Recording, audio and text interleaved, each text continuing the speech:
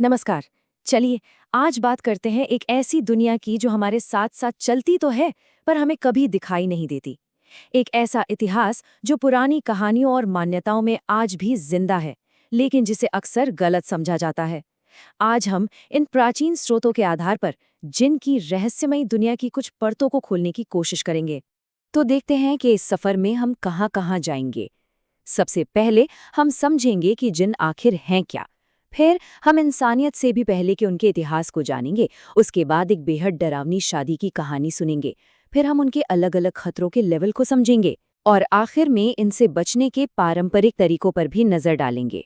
तो शुरुआत करते हैं पहले हिस्से से, जिनकी अनदेखी दुनिया।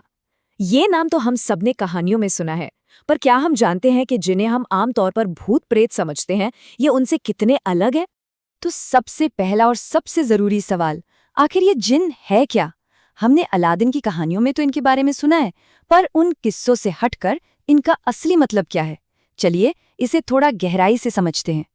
देखिए, ये शब्द जो है ये अरबी जबान से आया है, जिसका मतलब ही होता है छिपना या कंसील करना।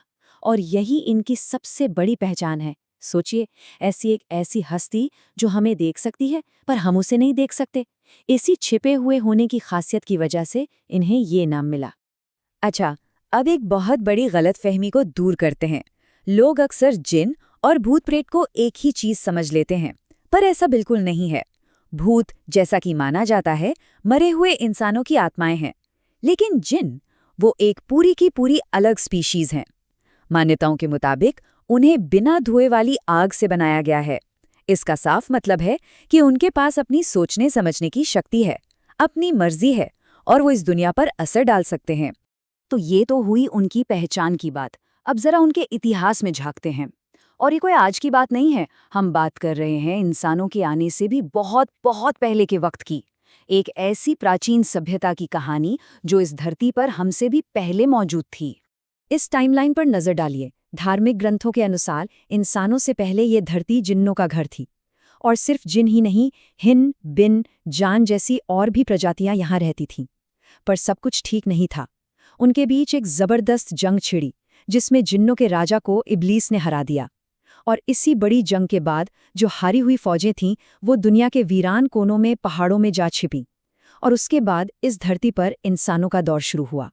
तो सोचने वाली बात यह है कि आज भी जिन मुठभेड़ों की जो कहानियां सुनने को मिलती हैं, वो कौन हैं? कहा जाता है कि ये उसी पुरानी भूली बिसरी जंग के वो बचे खुचे लड़ाके हैं जो बहुत ज्यादा खतरनाक हैं। तो अब तक हमने थ्योरी और इतिहास की बात की। चलिए अब एक असल किस्से की तरफ चलते हैं। एक ऐसी घटना जो उन सारी बातों को एक बहुत ही डरावनी अंदाज में हमारे सामने रखती है। बात है 1990 के दशक की। एक सिंगर थी, नौरा अल तका। उन्हें और उनके बैंड को एक शादी में परफॉर्म करने के लिए बुलाया गया। उस वक्त तक सब कुछ बिल्कुल नॉर्मल लग रहा था।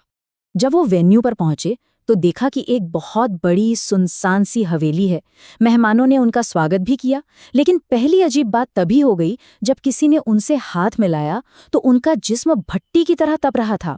फिर उन्होंने गाना शुरू किया, और जैसे जैसे वक्त गुजरता गया, बैंड के लोगों को अजीब सी कमजोरी महसूस होने लगी। चेहरे पीले पड़ते जा रहे थे। नौरा समझ गईं, ये सिर्फ काम की थकान नहीं है, कुछ तो बहुत ज्यादा गड़बड़ है यहाँ। और फिर वो पल आया जिसने सब कुछ बदल दिया।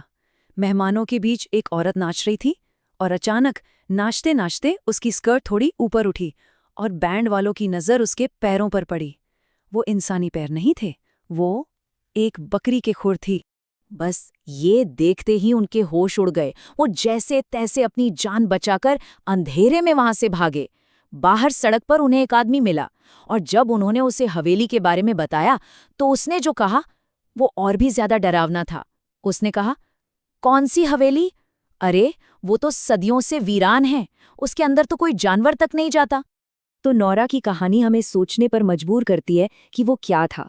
इसीलिए अब ये समझना जरूरी हो जाता है कि क्या सभी जिन एक जैसे होते हैं? जी नहीं, इनका भी एक पूरा क्लासिफिकेशन है। खतरों के हिसाब से एक हायरार्की है। तो मोटे तौर पर देखें तो सबसे ऊपर आते हैं मरीद। ये सबसे ताकतवर, उड़ने की शक्ति वाले। समझ लीजिए कि ये टॉप टियर हैं। फिर हैं गुल, ये बड़े धोखेबाज होते हैं, अपना रूप बदल सकते हैं और अक्सर वीरान जगहों पर जैसे कब्रिस्तानों में मुसाफिरों को गुमराह करते हैं। और एक तीसरी किस्म भी है जो उड़ भी सकती है, रूप भी बदल सकती है, लेकिन कहते हैं कि वो जरा आलसी किस्म की होती है, इसलिए ज्यादा परेशान नहीं करती। ठीक है, तो हमने उनके प्रकार जान लिए, उनके खतरे समझ लिए। अब सबसे जरूरी सवाल, अगर इनसे सामना हो जाए तो बचाव कैसे हो?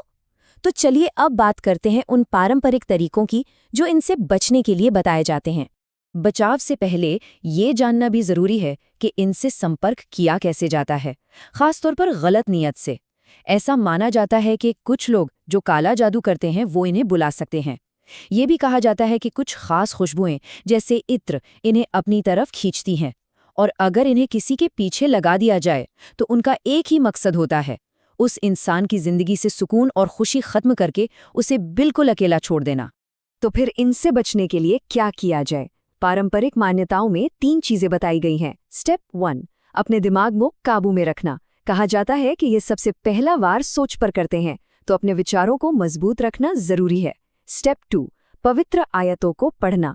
कुछ खास आयतें जैसे आयतुल कुर्सी एक शील्ड की तरह काम करती हैं, ऐसा माना जाता है। और स्टेप 3, पारंपरिक तावीज़। ये वो चीजें हैं जिन्हें लोग एक सुरक्षा कवच के तौर पर पहनते हैं। तो इन सब बातों के बाद एक सवाल मन में आता है, आखिर में ये एक ही सिक्के के 2 पहलू लगते हैं। जहां एक नेगेटिव एनर्जी है, वहां एक पॉजिटिव एनर्जी भी है। और ये बैलेंस, ये संतुलन सिर्फ यही नहीं, दुनिया भर के लोक कथाओं और कहानियों में हमें बार बार देखने को मिलता है।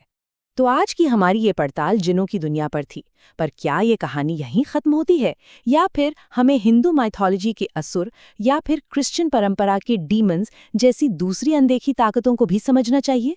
ये सोचना वाकई दिलचस्प है कि कैसे अलग अलग कल्चर्स में हजारों मीलों की दूरी पर इन अनदेखी दुनियाओं की कहानियां इतनी मिलती जुलती हैं।